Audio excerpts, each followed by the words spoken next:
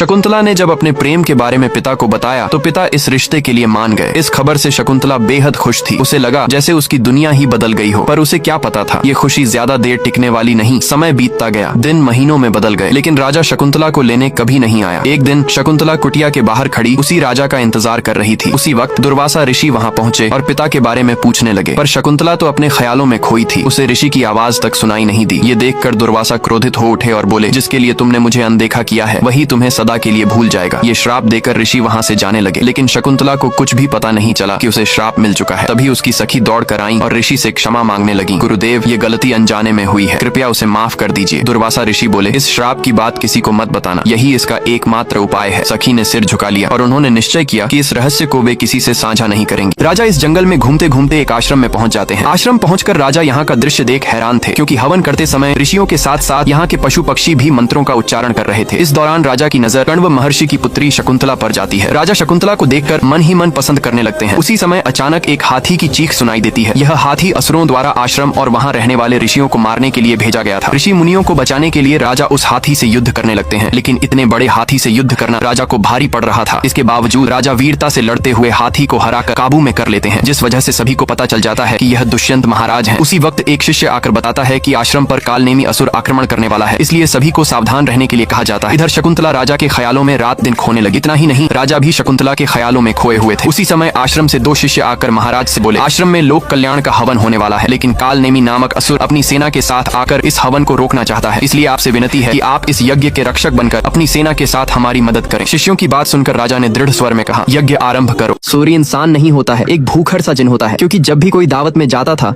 तो सूर्य अकेले ही 200 लोग का खाना खा जाया करता था, जो उसी के कारण उसके आसपास बैठे हुए गांव वाले देखकर उसे सभी कहते हैं रोकने के लिए, पर सूर्य रोकने का नाम नहीं ले रहा होता है, जो मटके से भरे हुए दाल को मांगकर अकेले ही पी जाता है, जिससे दावत में बैठे हुए सभी देखकर उसे बुरा भला कहने लगते हैं। तभी जमींदार कहता है कि अरे सूर्य, तुम ऐसा खाओगे तो और भी मेरे सारे मेहमान क्या खाएंगे, इससे अच्छा तुम यहाँ से उठकर चले जाओ। जो सूर्य सुनकर जमींदार को बूढ़ा भला कहकर उठकर चला जाता है। पर सूर्य के ही गांव में आज एक कंपटीशन होता है, जो बड़े बड़े पहलवान गोले उठाने के लिए आए होते हैं, लेकिन जब सभी गोले उठा रहे होते हैं तो किसी से नहीं उठ पा रहा होता है, जिसमें जमींदार का भी लड़का गोले उठाने में भाग लिया होता है, मगर जब उठाने के लिए जाता है तो उससे भी नहीं उठ पा रहा होता है। लेकिन जब सूर्य से देखा नहीं जाता है तो वैसे ही मैदान में आकर सूर्य अकेले ही गोले को उठा देता है, जिससे जमींदार का लड़का देखकर काफी ज्यादा गुस्सा हो जाता है। मगर जब सूर्य स्टेट पर अपनी ट्रॉफी लेने के लिए जाता है तभी आदमी कहता है कि अभी मुखिया ट्रॉफी देने के लिए नहीं आए हैं, पर सूर्य को उसी में भूख भी लगा होता है, जिस वजह से एक छोटा सा मेडल लेकर चला जाता है।